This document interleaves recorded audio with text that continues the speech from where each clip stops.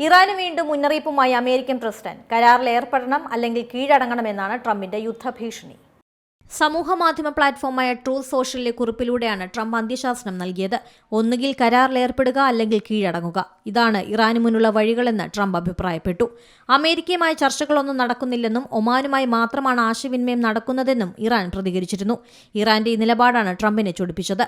അമേരിക്കയുമായി ചർച്ചകൾക്കായി Iran അപേക്ഷിച്ചിരുന്നുവെന്ന് Trump അവകാശപ്പെടുന്നുണ്ട്.